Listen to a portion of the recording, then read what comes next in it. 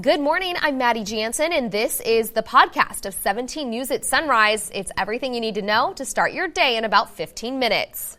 The spirit of the Golden Empire. This is 17 News at Sunrise. Good morning. The school year's winding down, but will it continue during the summer? Details ahead of the big decision coming from the district tonight. Finally, a list it pays to be on. Bakersfield ranks #1 in the country in a new study. We'll tell you what it is. The Condors fly home for Game 3 of playoffs. We're live on the ice with everything you need to know if you want to come out and support your hometown team on this Tuesday, April 23rd, 2019. Good morning. Great to have you with us. I'm Maddie Jansen alongside Alex Fisher. Glad to be back after spring break. How was vacation? It was so awesome. We got to see a lot of the California and Oregon coast, and it's just breathtaking. Well, I got to say, we shared some of your pictures while you were gone, and just gorgeous coastline up there for sure. Of course, we are both excited about the Condors today. We're both sporting our orange and blue because it is a big night for the Condors, and so we are very excited about them. Here's what you can expect over the next several hours today. By 7 a.m., you'll see 58 degrees on the valley floor, so we're going to cool down just a little bit before things start to warm up. By noon, 84 degrees. And yes, I'm putting 90 degrees on the forecast today. Unfortunately for those valley locations up in the mountains, here's what you can expect today. 7 a.m. at 45 degrees, warming you up to the low to mid 70s throughout the afternoon. The Bakersfield City School District is set to make a final decision regarding summer school at tonight's board meeting. As we've reported, the district originally canceled summer school this year, but after hearing from upset parents, it came back with a modified summer learning program. 16 days of summer school funded through a state grant, focused on remedial English and math at 4 schools. But parents and teachers aren't happy with the compromise. In fact, attorneys with the Greater Bakersfield Legal Assistance filed a formal complaint with the California Department of Education. Despite this, the district is expected to make a final decision at tonight's board meeting. It's happening at 6 o'clock at the district headquarters on Baker Street in Old Town Kern. And we'll have a full report coming up from that meeting tonight on 17 News at 11. It is sentencing day for a man who took a plea deal on the killing of his roommate. You may remember back in 2015, Tyrone Osby was convicted of murder for the death of his roommate, Kelly Gill. Prosecutors argued Osby killed Gill in 2013 to rob him of his Social Security money, but the conviction was reversed on appeal. Prosecutors were set to retry the case, but Osby pleaded no contest to robbery and voluntary manslaughter. In exchange, prosecutors dropped murder and burglary charges. Osby is expected to appear in court today and be sentenced to 13 years. 5:07 now. The search is on for a man the Kern County Sheriff's Office is calling armed and dangerous. KCSO is trying to track down this man, 52-year-old Lionel Gonzalez. The department says he has 3 active felony warrants for various charges, including illegally possessing firearms and ammunition, selling illegal drugs, and participating in a criminal street gang. KCSO says he's known to frequent Wasco and Taft. He's 6'1" and weighs about 205 pounds with brown hair and brown eyes. Anyone with information on his whereabouts should call 911 or KCSO. If you know you're wanted by Bakersfield Police for a nonviolent misdemeanor crime, you have a chance to clear things up on Friday. People with outstanding warrants can get a new citation and a new court date, all while avoiding jail time. BPD is hosting a warrant clearing event. It's happening from 10 a.m. till 2 p.m. Friday at Jefferson Park on Bernard Street. And again, this is only for people with nonviolent misdemeanor warrants. It is a somber anniversary for a Bakersfield family whose son was killed 13 years ago today. 16-year-old Wendell Davis was murdered on this day back in 2006. Davis was sitting in a car outside a friend's home when he was gunned down by a group of unknown gang members. More than a decade later, the murder remains unsolved.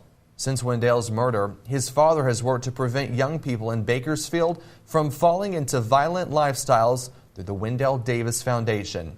The organization posted on Facebook it's holding a moment of silence in honor of Wendell at 4:30 later this afternoon at Union Cemetery. You can support the Wendell Davis Foundation and numerous other nonprofits through Give Big Kern. The 4th annual Give Big Kern falls on the first Tuesday in May. This year, that's May 7th, just 13 days away. It's a 24-hour online crowdfunding event to raise money for Kern County nonprofits. But you can already donate online at givebigkern.org. Donations will be accepted through May 8th. 5:09 now, and you here at Sunrise. Bakersfield ranks #1 when it comes to the most livable cities for minimum wage workers. That's according to a new study by Move.org. Move.org looked at the 75 most populous cities in the country, according to the Census Bureau. Then researchers looked at data based on hourly minimum wage, average rent for a one-bedroom apartment, and average monthly cost of internet and basic utilities. To live on minimum wage in Bakersfield, you only need to work 20 hours a week. Following Bakersfield, Fresno, and Toledo, Ohio rank second and third for most livable cities for minimum wage earners. You know, sometimes you look at this list and you're shocked to see how much you have to make in some of these bigger cities around the nation. Yeah, some you can't afford to live in no matter what. So that's a good list to be on. Absolutely. Welcome back. An uncle and his nephew, part of the greatest generation. Fighting for their country, and as Tabitha shares, witnessing history as well. Good morning. That's right. Good morning. You may have heard of Bill and Ted and their excellent adventures, but do you know Bill and Bud? I met them on Honor Flight, and right away I knew they were trouble, but I didn't know just how excellent their adventures were. You know, this is the first time we've been let loose. Really? I mean, after all these years, we're by ourselves. No, is she around there? Chaperone. No chaperone. Take another look, Bill.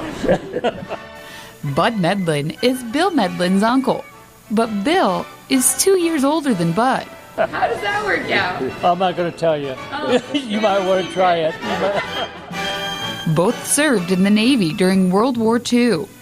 Bill was a machinist mate second class. My first engagement was Iwo Jima. I was on a landing craft ship, the USS Millette, the APA 156, and I was in evaporators and I made water.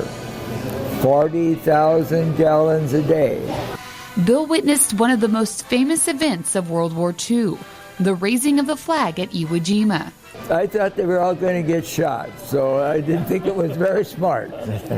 Despite his initial reaction, for Bill, it was a patriotic and symbolic moment. The feeling when they raised the flag was that we were there to stay, and that was very important. Very good morale builder for the people that were there. When you make water, you don't feel too important. But when you think you were there when they raised the flag, then you feel a lot more important.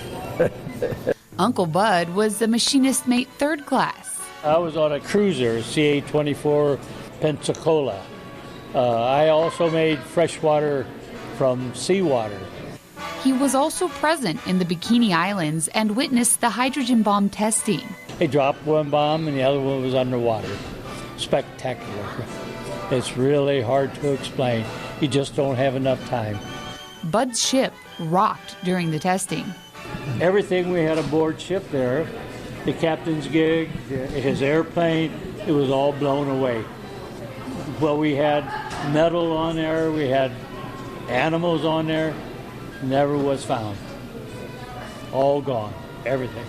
The adventures of an uncle and his nephew in the midst of history. You know, it's something that we're going to cherish for the rest of our days, that's for sure. Of course, we don't have that many more days left. The biggest thing we've ever done together. Right, that's for sure.